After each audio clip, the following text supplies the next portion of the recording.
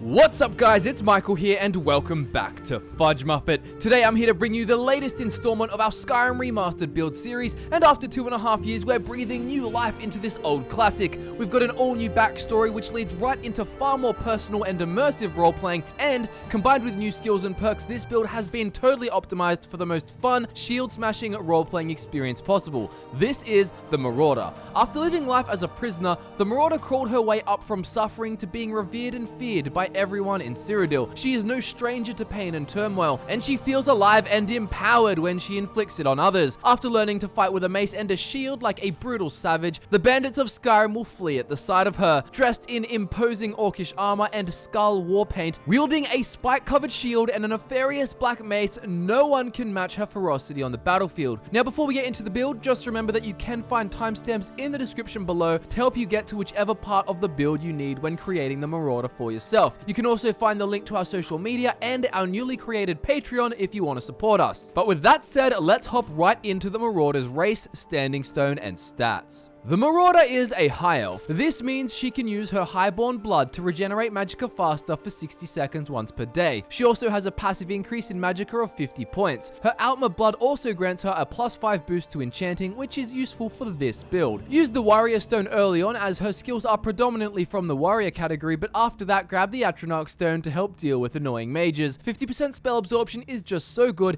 especially considering the fact that the penalty of -50% magicka regen doesn't apply to this build. The Marauder's stat spread will be 70% health to keep her alive alongside her ultra-aggressive playstyle, and then 30% stamina for power attacks, shield charging, sprint attacks, and shield bashes. This character isn't conservative with her energy, and her thirst for battle requires a hell of a lot of stamina. Just remember though that the exact percentages aren't massively important, as the Marauder's enchantments can change things however you personally need to. You can focus more on buffing her up, or adding more damage on, or more stamina. You can focus on everything, but mainly on whatever you discover to be important for your specific playthrough. The Marauder was born somewhere on the road from Skingrad to Coral. Her mother wasn't too fond of giving birth in the back of a wagon, but her father, a tenacious and ambitious merchant, couldn't spare any time for dawdling in the cities. As long as he had wares to sell, there would always be customers scattered across Cyrodiil, and so the Marauder spent much of her early life on the road. She spent so much time watching the world go by as her father took them all over the western side of the province that she began to recognize her whereabouts simply by looking at individual trees and rock formations. Life on the road was nice for an adventurous youth, but it made making friends and experiencing a true childhood quite difficult. As she grew into her adolescence, she took a more engaged role in the running of her father's business. After all, traveling and bartering was all she really knew. When she was of age, her father bought her a wagon of her own and sent her across the province in hopes of doubling profits. One of her routes took her from Coral and onto the Red Ring Road, headed for Shadenhall. She was coasting along the northern shores of Lake Rumere when her wagon was attacked by bandits. The Marauder had a small mace for protection, but she had no real understanding of how to wield the thing. The bandits disarmed her and captured her with ease, forcing her to her knees before tying her wrists behind her back. One of the bandits called out the name Obrash, and in response their leader, a giant orc with arms wider than most men's torsos, strode into view. The Marauder could barely make out his barbaric accent. It was a harsh mixture of thick orcish tones and the local Cyrodiilic accent. He seized the Marauder, grabbing her under the arms and pulling her to her feet. He studied her closely, baring his sharp tusked teeth as he identified her Outma heritage.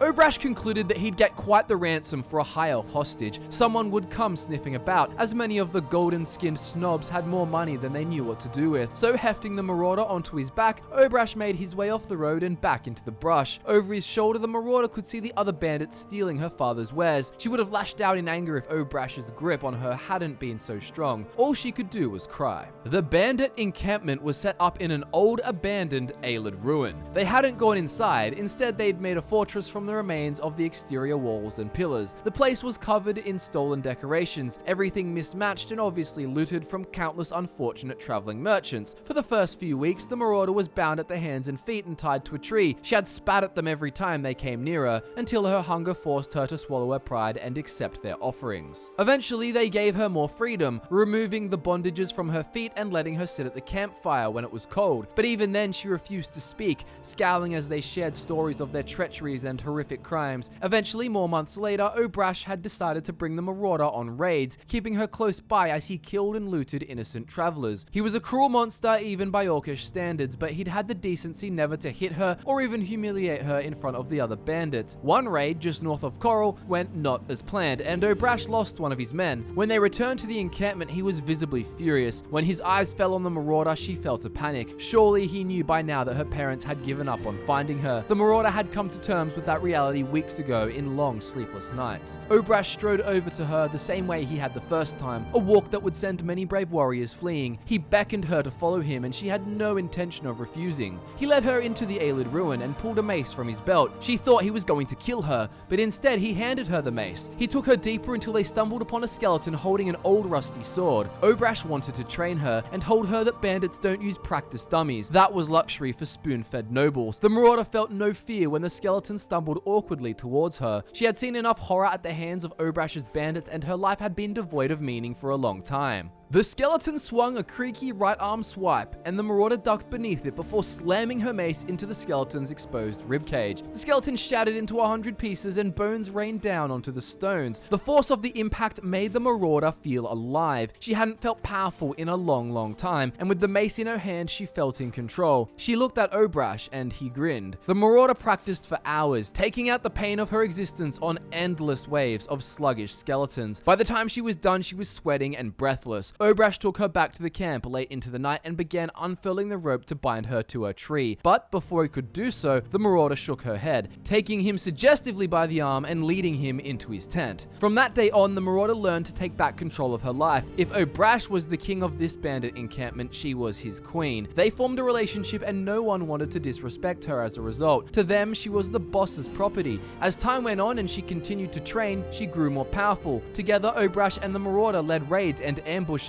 terrifying merchants and stealing everything of value. By this stage, she had earned the real respect of the rest of the bandits. One day, they ambushed a wagon on the road to Coral, and something seemed off. The Marauder commanded the men to stop. The looters all stopped in their tracks, and the bandit holding a knife to the throat of the merchant hostage stood still, keeping the blade in place. The Marauder walked over until she could see the merchant's face clearly. It was her father. Her father smiled anxiously. The Marauder looked different dressed as a bandit, and her father couldn't even recognize her. She stared him in the face and told him her name, and he broke into tears. He had done nothing on the day he learned of her kidnapping. Coral's guards had told him, but he'd abandoned her out of fear and cowardice. The Marauder turned and walked away, gesturing for the bandits to continue. The looters resumed their looting, and the bandit with the knife killed the merchant. The Marauder knew she was becoming a monster. To most commoners, she would look exactly as Obrash had looked to her that first time, but she didn't care. She was now a queen, and a rich one at that. All had gone swimmingly until their encampment was ambushed in the night by guardsmen from Coral. They had snuck in as the camp slept, and the Marauder was thrown into a rage when she saw Obrash's corpse spread out by the fire. Outnumbered, she fled the ruin running north. Her father's murder had obviously been prominent enough to warrant a reaction, and they probably wouldn't finish their task until her head was thrown in front of the Count of Coral. So the Marauder kept moving north. She decided it would be safest to start again in Skyrim, and to be honest, she was scared to stop traveling, as the journey distracted her mind from the grief of losing Obrash. Her escape from her pursuers had gone well until the border, where she was caught by an Imperial patrol and taken to Helgen. After escaping Helgen, the Marauder will very much return to her old ways. She found some purpose in life with a mace in her hand, and now she will be set on being the most dangerous bandit in Skyrim. This means she'll take down any competitors she sees, getting a kick from smashing and pummeling anyone who messes with her. Any bandits or highwaymen terrorizing travelers on her roads will not go down well, as the bandit game belongs to her. She will track down a set of Orcish armor as early as possible to give her some way to honor Obrash. Garbed in a full set, she can be just like her former lover, instilling fear in everyone she crosses. Other than that though, roleplaying is pretty simple. She will be quick to anger and a criminal, but she will also be civil when passing through big cities, as she has no intention of starting a war with the entire population. It's the bandit life of looting and taking no crap from anyone for the Marauder, as she feels truly empowered behind her prickly shield and her bloody mace. As for factions, the Marauder will follow the main story and the Dragonborn DLC for the powers she'll have access to. And then she can also join the Dawn Guard for another excuse to show off her might, only this time for a slightly more noble cause. And finally, the companions are right up her alley, as the Marauder is defined by her physical prowess, and so are the members of this guild. All of these are justifiable despite the fact that she is a bandit at heart, because while she may make a living killing and looting, she's no idiot, and she's not a psychopath who feels the need to kill everyone she meets. Now that we know about the Marauder's life, role-playing, and faction choices, let's see how they'll translate into her skills, perks, and her overall playstyle. The main skills for this build will be one-handed block, heavy armor, smithing, and enchanting. She won't be using any spells, but dragon shouts like Unrelenting Force are viable if you'd like to use them. If she has access to all new abilities, she might as well use them. But with that said, let's take a look at her essential perks for each of her skills.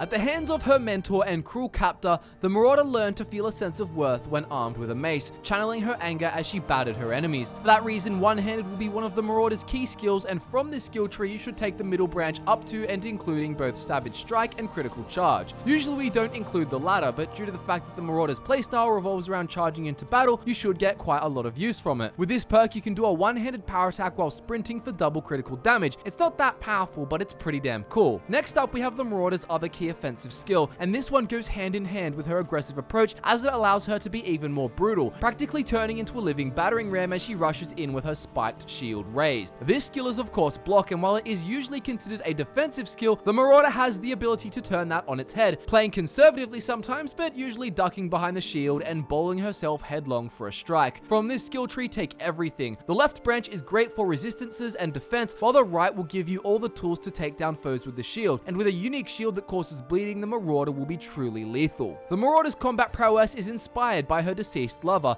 the huge imposing orc who stood far taller than most high elves. In order to channel the power of Obrash, nothing but the strongest orcish heavy armor will suffice. From the heavy armor skill tree, we suggest going for the lot again. Conditioning from the left side will prevent your armor from slowing down your movement speeds, and with reflect blows on the right hand side, there's a 10% chance you'll deflect an enemy's melee blow back at them. With the more important skills out of the way, the next two are behind the scenes skills which give the Marauder much of her power. With smithing, her arms and armor will have a much higher damage and armor rating. And with enchanting, you can augment all of the gear to regenerate stamina, add carry weight, resist magic, or simply just boost attack damage further. From the smithing skill tree, take the right branch up to orcish smithing and then arcane blacksmith. This is all pretty straightforward, and arcane blacksmith will also ensure that you can smith up your unique mace. Then from the enchanting skill tree, we suggest going for the middle branch up to extra effect. As I'm sure you know by now, extra effect allows you to put 2 enchantments on each item instead of 1, doubling your potential. With all of the skills and perks laid out, let's quickly run through how it'll all contribute to her in-game playstyle. The Marauder is a woman of simple taste. She wants to inflict damage in a brutal and powerful fashion. Use your shield to charge at foes, sending them flying and causing them to bleed profusely, and then mash them to a pulp with your mace. You can use the souls absorbed by the Black Star to power your mace's enchantment. As for gear, this too is pretty straightforward. Find or smith yourself a full set of orcish armor, ensure it is improved, and then enchant it all, along with a ring and necklace of your choice with Fortify one-handed and stamina regeneration, carry capacity, and resist magicka. You're not restricted to these enchantments, these are just examples. The only must-have priority enchantment is Fortify one-handed. Your weapons of choice will be the Mace of Molag Bal and the Taj of the Blooded, even though that's technically a shield. As mentioned, the Black Star will be required to constantly recharge your mace. And there you have it, folks. Subscribe to FudgeMuppet if you're new around here and want to see more Skyrim content just like this, and give the video a like if you enjoyed it and want to show your support. Don't forget to check out the description for links to our social media accounts and our Patreon, as well as timestamps to help you find your way about the video. As always, guys, thank you so much for watching. I'm Michael, and I look forward to nerding out with you again very soon.